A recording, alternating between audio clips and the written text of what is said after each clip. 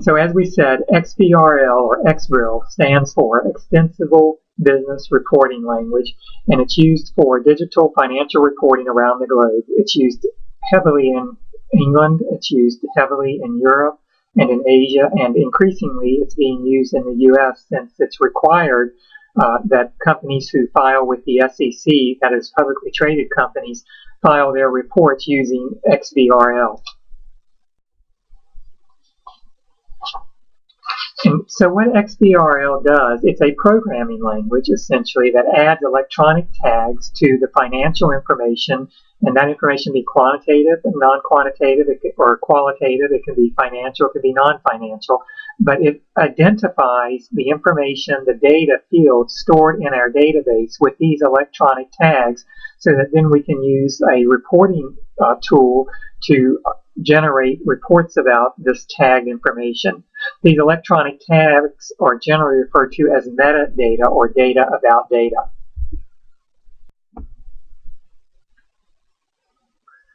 And so this is just an example of the XBRL code. And you can see in the first box, top box above, you can see that that code is made up of certain components. And one component here is the where we see the IFRS, which is really called the taxonomy, and we'll talk about that a little later. We say then we see assets held for sale, which is the context, which we'll talk about later. And then current as of date.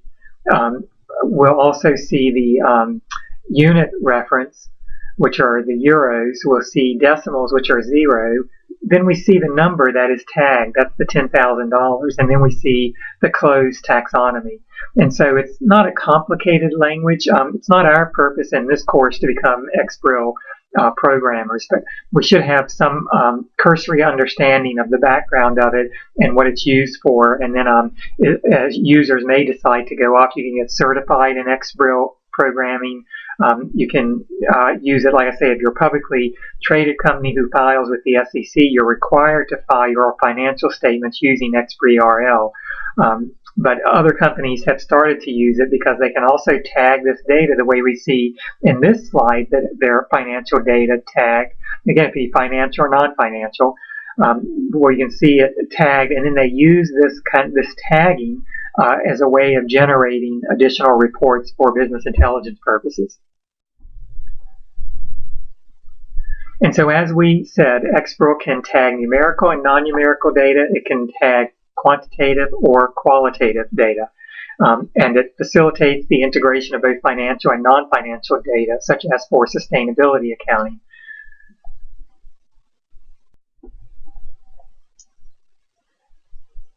And these are just a few examples of the users of XBRL reports. Stock exchanges, companies, government and regulatory agencies. A lot of times we'll see that taxing authorities require that information be filed with XBRL. Banks and banking regulators, that's big in Great Britain. A lot of the banking regulations require that banks file using XBRL.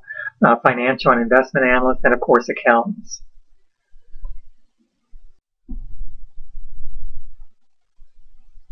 And as we said, because you can electronically tag all the data effectively in your database, you're able to tag that data with these different tags and use it to report in ways and in formats and in presentations that you might not otherwise be able to present, which kind of goes along this lines of business intelligence that we talked about.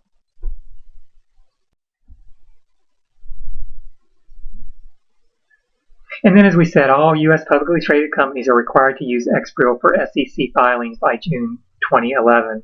And if you go out on the Edgar SEC website, you can see that the companies have filed using XBRL, so it allows you to download the financial reports, the financial statements, the SEC 10K and 10Q filings for various companies.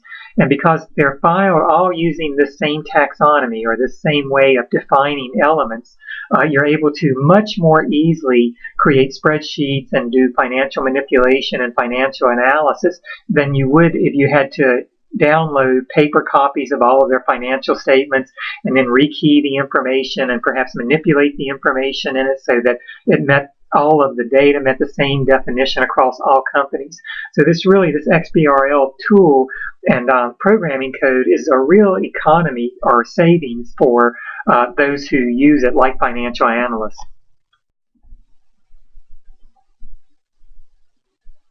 And here we see that XBRL complies with reporting regulations. It simplifies and streamlines financial reporting, increases transparency, improves data quality, and it automates data exchange.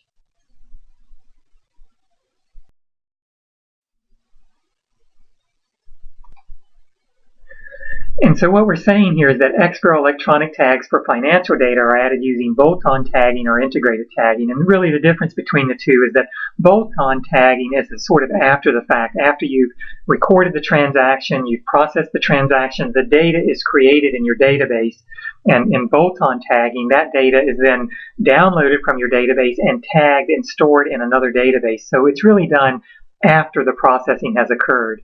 The integrated tagging is where we tag the data using programming language, where we tag the data as it's created so that through the processing of the transaction, we're tagging the data versus doing it afterwards. And so you can think of it as that, well, a bolt-on comes after the fact and we're just bolting the tag onto the already existing database fields versus integrated tagging where at the time the database is created with the fields, the electronic tagging follows along at the same time.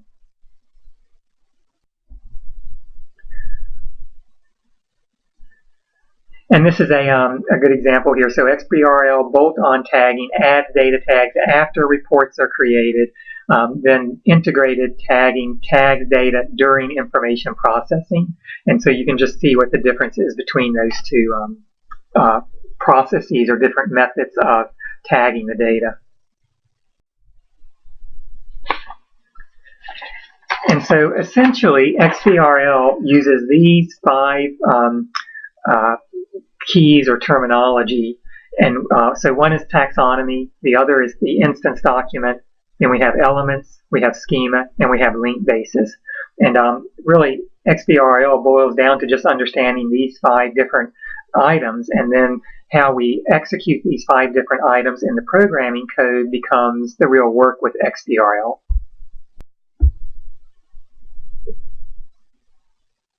And so a taxonomy is really just a way of thinking about and talking about a discipline. And so we have an education taxonomy, we have an accounting taxonomy where we talk in terms of general ledger accounts, trial balances, debits, credits. A taxonomy is really, it's just the words and the meanings behind the words that we use when we're talking about a certain discipline. And so when we're talking about XBRL, we identify the taxonomy or the definitions of what we're going to be tagging this data with. So for instance, a taxonomy might be generally accepted accounting principles, right? Each of those terms that exist for generally accepted accounting principles has a specific, fairly unique definition behind it. Or IFARS taxonomy, International Financial Reporting Standards taxonomy. And so we can see that there are just different, all it is, it really establishes the vocabulary of the XBRL, and it establishes some uniform definitions behind it so that as that taxonomy is applied by different organizations to its data, there's some uniformity between the organizations and the XBRL code.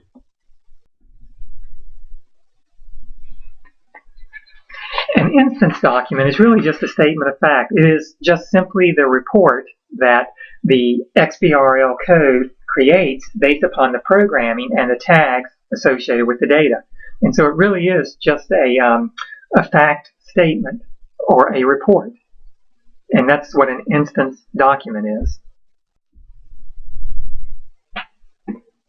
And so this is a good example where we show that, well, first we choose the taxonomy, right? And then we, that's in section 1. Then we apply that taxonomy, which includes also the schema made up of data, unit, and period elements, and then the linked databases, which are really just either definition links, calculation links, presentation reference, or label links, it applies that taxonomy and associated elements to the data in the database to create the instance document.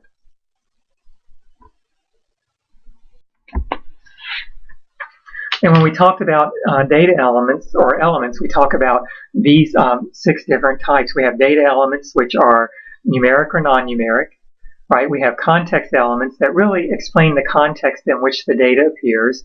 Unit elements define the unit of measure, like euros, US dollars, or whatever the other currency is. Period element defines the time period. An entity element defines the company or entity, and then the identifier element is really a unique identifier for the element, like an account number. And so with this in mind, go back to the earlier slide where we showed the different programming and see if you can identify which of the, out of that programming code, what makes up these particular specific elements.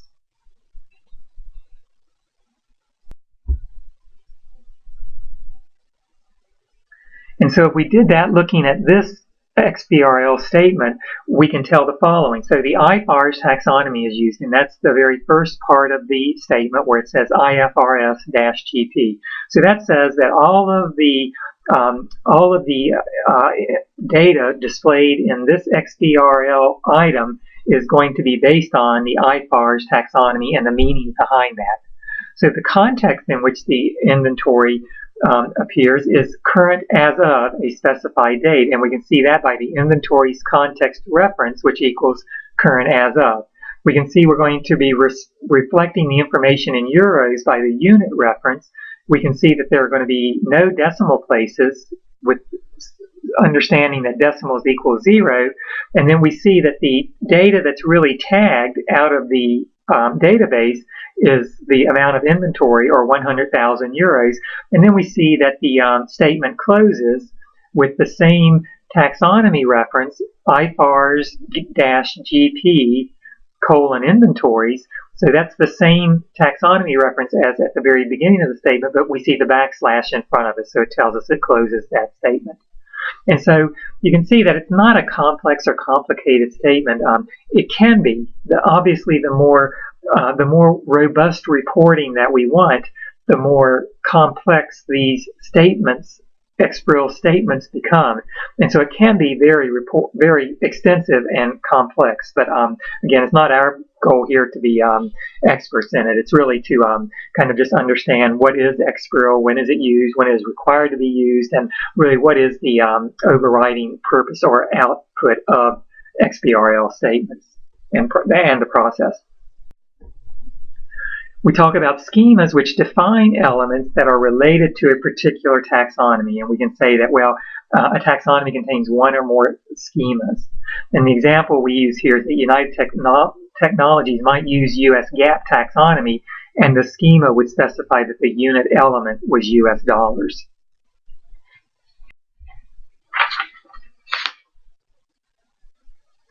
And then this idea of linked databases, and they simply define relationships between data. And so an XBRL taxonomy contains one or more linked databases, and then we see the types of linked databases which we can use to define relationships.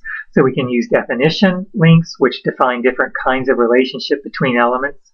We see calculation links, which really define basic validation rules. Presentation links, which define how the elements are presented. Label links, which define the labels used in the document. And then this idea of reference link, which defines the relationships between the elements and the external regulations or standards. And so again, we just go back to this very simple diagram, this simple reminder of the XBRL essentials, and that's that we have a taxonomy that consists of schema and linked databases, which is applied to the data from the database to create an instance document.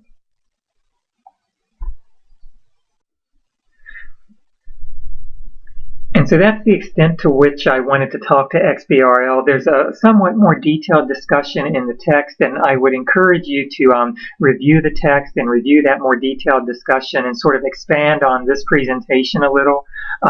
But again, I would caution you not to try to become experts based on a reading of the text, because it is can be a very complicated. And there are 2 and 3 full day training sessions that are held by various certification companies in order to certify people to become XBRL certified.